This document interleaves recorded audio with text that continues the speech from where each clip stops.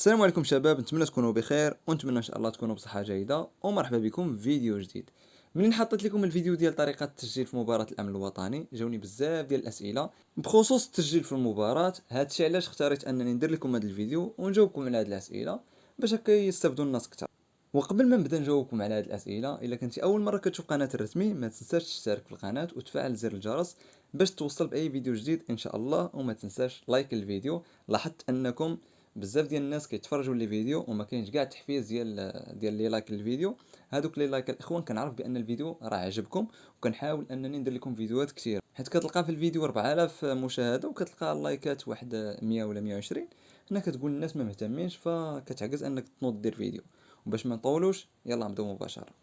نبداو باول سؤال. السلام عليكم خويا، بغيت نسولك واش ممكن تسجل في جوج اختيارات، يعني ندفع الحراس ومفتشين؟ والجواب هو نعم، راه يمكن لك تدفع حتى 3 ديال الرتب، منهم الحراس ومفتشين وضباط. ولكن في اليوم ديال الاختبار الكتابي كتضطر انك تختار بين حراس ومفتشين او حراس وضباط، حيت مفتشين وضباط كيكونوا في نفس التوقيت ديال الكتابي، عكس الحراس كيكون الصباح مع 7 ديال الصباح.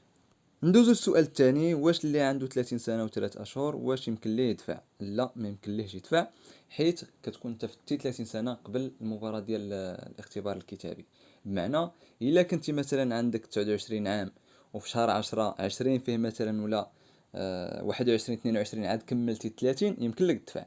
ولكن انت كملتي 30 قبل المباراة، يعني قبل الكتابي، يعني عندك 30 و3 شهور، فما غاديش يمكن لك تدفع، وحتى السيت ما غاديش يقبلك. ندوزو للسؤال الموالي. خويا في المفتشين اش من شهاده نديرو؟ غادي دير باك بلس 1. ندوزو لسؤال اخر. واش ضروري تكون عندك 21 سنه؟ نعم، ضروري تكون عندك 21 سنه قبل الكتابي. بمعنى الا كنتي مثلا تكمل 21 سنه في شهر 9 راه يمكن لك تدفع. ولكن الا كنتي مثلا فتي مثلا كنتي توصل 21 سنه حتى شهر 11 ما غاديش يمكن لك تدفع ولو بنهار. يعني الا كنتي ناقص 21 سنه على حسب التاريخ ديال الكتابه ما غاديش يمكن لك تدفع. ولكن الا كملتيها واخا غير بنهار قبل الكتابه راه يمكن لك تدفع عادي جدا. ندوزو لسؤال اخر واللي كيقول: الاخوان، واش حراس الامن ضروري بكالوريا؟ اقل رتبه في مباراه الامن الوطني بالبكالوريا. ندوزو لسؤال اخر واللي كيقول: بالنسبه للوثائق اللي غادي ندفعوا للولايه فاش غادي نديوهم؟ واش في بريه ولا ملف؟ عادي جدا، ديتيهم في ملف راه كياخذوا على الوريقات هما، ما كياخذوا لا ملف لا والو. ندوزو للسؤال الموالي. انا بنت فيا متر 64 والله ما عرفت واش ندفع. عادي، راه ديجا الشرط المطلوب في الطول متر 67 في كاع الرتب بالنسبه للبنات، يعني ما كتوفرش على الشرط ديال الطول، والطول حاجه ضروريه وما كيرحموش فيها. ندوزو لسؤال اخر. واش اللي عنده 30 سنه وشي شهور يوم اجتياز الكتابي؟ ماشي مشكل، ديجا جاوبت على هذا السؤال. ما غاديش يمكن لك تدفع حتى في السيت ما غاديش يقبلك، لانه ما خصكش تكون واصل 30 سنه قبل الكتابي. عندنا سؤال اخر. واش ممكن ندفع الجوج رتب في نفس الوقت؟ نعم، يمكن لك تدفع الجوج رتب، ولكن حراس وشي رتبه اخرى باش يمكن لك انك دوزهم بجوج.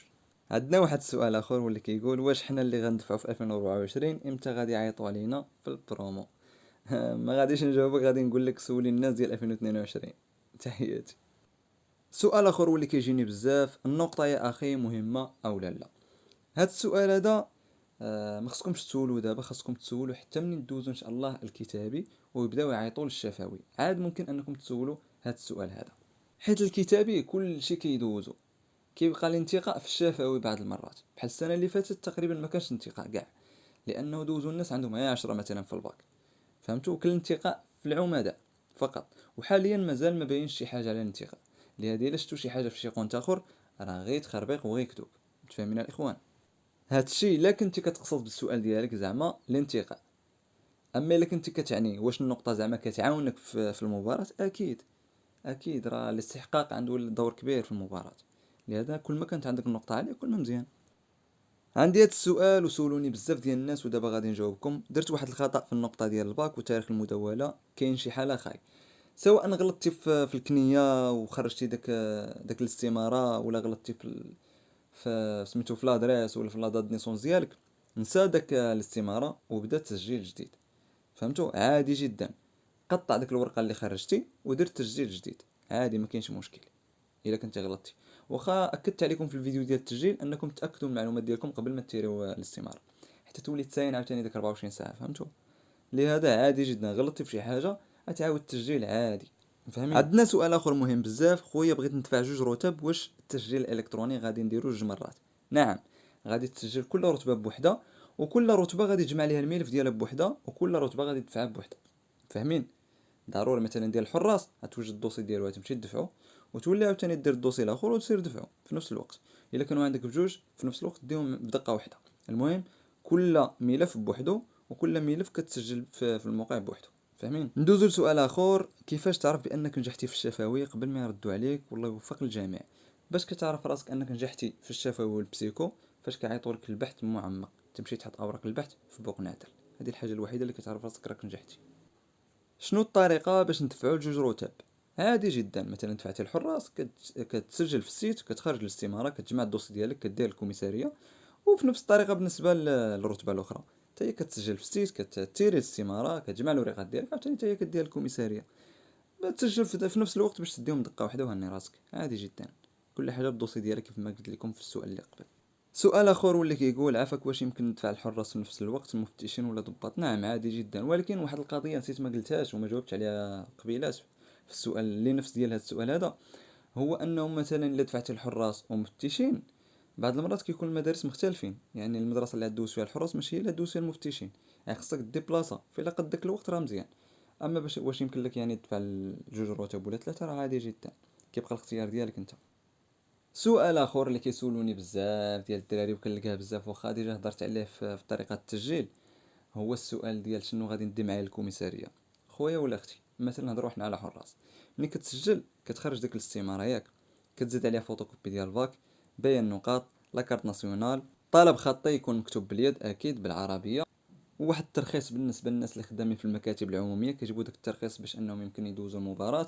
الا كانت عندك سميتو الوثيقه ديال التجنيد الاجباري، الا كنتي مدوز التجنيد كتجيب حتى داك الوثيقه معاك. الا كان الوالد ديالك كان يعني بصفه مقاوم قادم حتى هي كتجيب داك الوثيقه معاك. المهم اي حاجه كتجيبها معاك، فهمتوا؟ يعني هاد الوثائق اللي هضرت عليهم كاملين كتديهم معاك. بالنسبه للايغاليزاسيون ماشي ضروري، غير مطلوبه، فاذا كانت الحاجه ما مطلوباش بلا ما تمشي انت تكرفص وديرها، كنتي ايغاليزيتي راه عادي ما كاينش مشكل. فاهمين؟ بالنسبه للناس اللي اول مره غادي تمشي للكوميساريه باش تدفع الدوسي ديالها، عادي جدا، كتجمع الوريقات ديالك كديرهم في شي ملف ولا شي حاجه، كتمشي كيعبر لك الطول، كنتي مقبول كيقول لك سير تحط الدوسي ديالك، ما كنتيش مقبول يعني ما فيكش الشرط ديال الطول، كيقول لك راك غير مقبول وكتمشي فحالك عادي. كنتي مقبول راه كتمشي كيقول لك عطيني الوريقات كذا كذا كذا، كتحط الوريقات وكتمشي فحالك. هنا كتكون تسجلتي 100%. عكس بعض الناس كيقول لك صافي انا راه تسجلت في السيت، صافي راني تسجلت يعني غادي يعيطوا لي الكتابي، وكيزق ما كيعيطوش ليه.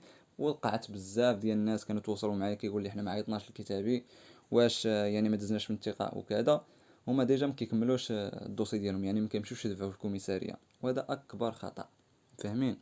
فهادشي اللي كاين الاخوان، كنتمنى يكون عجبكم الفيديو، ما تنساوش لايك وتشتركوا في القناه، وكنتمنى لكم التوفيق كاملين. تهلاو.